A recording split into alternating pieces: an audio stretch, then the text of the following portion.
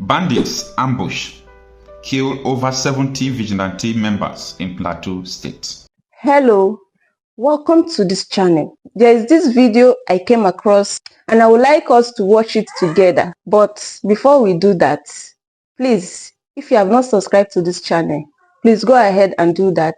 Click on the subscribe button and turn on your notification bell to keep being part of this. Then as you watch, do not forget to react and also drop your comments in the comment section. Bandits ambush kill over 70 vigilante members in Plateau State. When you hear bandits, I'm talking about terrorists that carries bomb, kill people, carry sophisticated weapons. Now, Nigerian President Tinubu is stuck in Santa Lucia, a country with less than 5 million in population, and he refused to live there. His ministers are all in the national television talking about the coalition and 2027 general election. The coalition members as well, apart from someone like P2B, are still on the national television just talking about how to remove Tinubu without providing solution to the killings in Nigeria. As in, it seems that Nigerians are lost in the illusion they call a country. Now, Plateau State and Benue State are two most terrorized states in Nigeria. And in these two states, the bandits, the terrorists, they will always send a message before they come. They will send a message that we are coming, and they will come. So it is not a hidden agenda anymore. This is what they are carrying out. And if you really understand how these people gather intelligence, I'm talking about these terrorists, they call bandits, you will understand that their intelligence is not just independent. It's like they share intelligence with other security operatives to understand the movement of these people and so on and so forth. Now, Vigilante has been the hope of the people. Every village, every community are relying on the Vigilante because they feel that the military, the police are compromised. Now, the Vigilante has been the victim, has become the scapegoat all this while. I don't really understand why people fail to realize that we are living in falsehood. Up to tomorrow, people are still living on emotion, on sentiment, talking about 2027 that they don't even understand how it's going to be. Now, there is nothing I'm going to say now that I've not said before about how these people are getting weapons, how these people are being sponsored, how these people are, there is a safe haven for these terrorists to operate. And nobody is talking about all these things. What they are focusing is how to grab power, how to return to Senate chamber, how to return. Who are you people really want to rule? Animals? No wonder Nnamdi Kanu said that Nigeria is a zoo. Because you can imagine, Tinubu will not give statement to. He will not say, let me rush back. 70 vigilante members were ambushed and killed. He will not say so.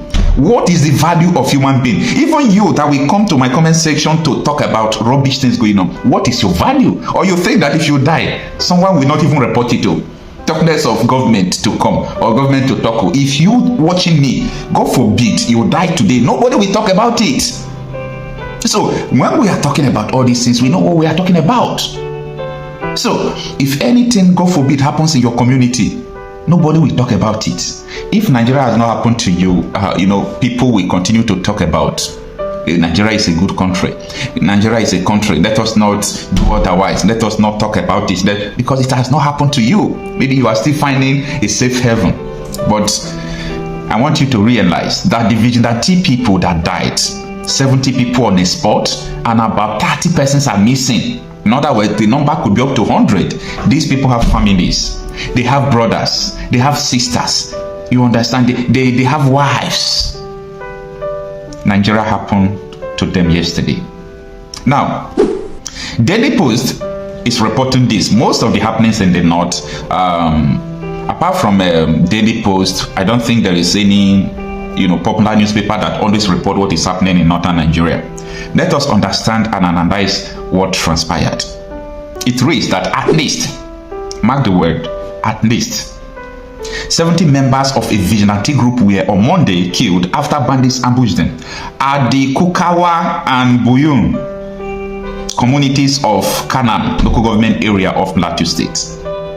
The chairman of the Vigilante group in Kukawa, Aniu Bafa, who confirmed the incident to our correspondent, said the surprise attack on his team happened when a combined team of vigilantes from different formations in Wasenoko government area were on their way to identify the bandits' hideout. Now, this is a counter-attack from the terrorists. The chairman of the Vigilante group in Wase is saying that they gathered. Imagine where up to 200 vigilantes are trooping, going to the spots where these terrorists are hiding out. They mean well for their communities. They really want this insecurity to end. They love their communities. If they don't love their community, they will not stake their life to combat all these things. And that is contrary to what the government stands. And I used to tell people that the government is against the people. No matter the language or how you try to put it, government is against the people. There is no doubt about that. Now, narrating how the attack occurred, Bafa said the team ran into an ambush set up by the bandits who were armed with sophisticated weapons and opened fire on the team, killed over 70 of them on the spot. The Vigilante chairman added by the evening of the day, they had conducted a mass burial for the deceased, but feared there could still be more dead bodies in the bushes, as quite a number of his members are still missing and unaccounted for. What he's saying is that, though at the spot they were able to recover 70 dead bodies, they were able to conduct mass burial for the 70 dead bodies, but a lot of people are still missing, probably in the bush where they have lost their life. So there could be death toll that will start coming out from next tomorrow. Definitely, I encourage them to go and comb the bushes to understand what really happened to them. Now, the article continues that the clash occurred just a kilometer away from the main Kukawa town when the bandits ambushed the vigilante team as they were heading to a bandits hideout located in the government reserve forest, popularly known as Madam Forest, which shares border with Bauchi and Taraba states, Bafa said. We have buried more than 70 in Kukawa alone, but it is likely that more bodies could be recovered from either side. Our men were overwhelmed by the bandits who carried superior weapons, he added. A resident of the Bunyo village, Musa Ibrahim, who also confirmed the incident in his community, said the bandits killed 10 vigilante members who were providing security in the area as well, and also razed many houses in the community. This is a report from Daily Post. Now, let us talk. You see, the use of drones, the use of binoculars. If you know what binoculars means, it's like that type of mirror that they normally put on sniper for you to be able to, see something that is far away from you. Bandits all over Nigeria, I'm talking about terrorists. Just pardon my use of bandits because it seems that I'm trying to learn a bad thing that Nigeria media normally use. So these terrorists are now using drone and binoculars to track vigilante people who don't have anything, probably pump action or shoot and run. Last year, no, that was January this year, I did some videos encouraging some communities to arm their vigilante group, encourage people in diaspora, call your homes. Anything you know that you can use to empower your vigilante group, empower them, because time will come, you will need them more than any other person, more than government, more than police, more than soldier, more than anything you can think or imagine. You will need them. Remember that if you have your family in the market and suddenly the fire breaks out in the market, if you can run away, your families are still there, meaning you are still inside.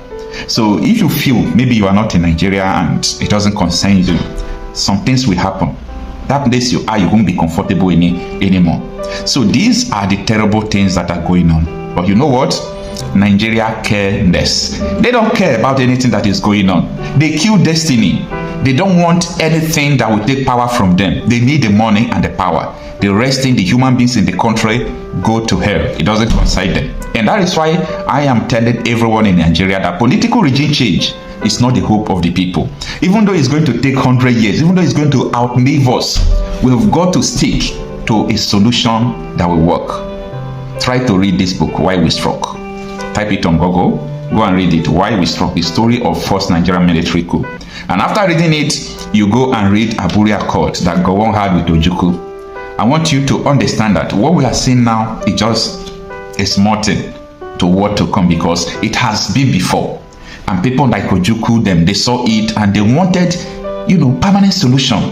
If you read the Aburi Accord, you will understand that every state in Nigeria, not even state, each ethnic group is supposed to have their own police and military, so that they will be able to withstand all these, folks parading themselves.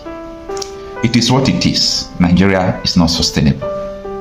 And of course, we will try more to cultivate that culture in our people, while at the same time bringing the Fulanis in one fold and try to arrest their traditional practice of moving from one place to the other.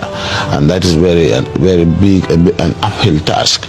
But I think we can communicate with them more, because to them they don't have borders from Cameroon to Nigeria. But that's the thing, Your Excellency. How do we ensure that those who will be participating in this federal government largely funded program will be Nigerians? In terms of the funding? No, in terms of the operations. You said to bring in the Fulanis together. We have Fulanis from other countries. The issue of misconception, I said there is a lot of mistrust and misconception with regards to the Fulani man. The Fulani man is a global or an African person. He moves from the Gambia, from Senegal, and his nationality is just a Fulani man. And as a person, I may have my relations in the Cameroon, but they are also Fulani men. I have relations because from the maternal side, I'm a Fulani man. And that is why we want to educate people. A Fulani man sees himself as a Bayelsan, as somebody coming from the Niger Delta, because he speaks the Niger Delta language, which you and I don't. And of course, we would have to just take this as part of our own heritage, something that is African, and that we cannot just close the border and say the Fulani man is just a Nigerian or this. No, in most cases, the crises are principal. Thank you for watching this video. Please leave your contribution in the comment section and also do well to subscribe. I'll see you in my next video.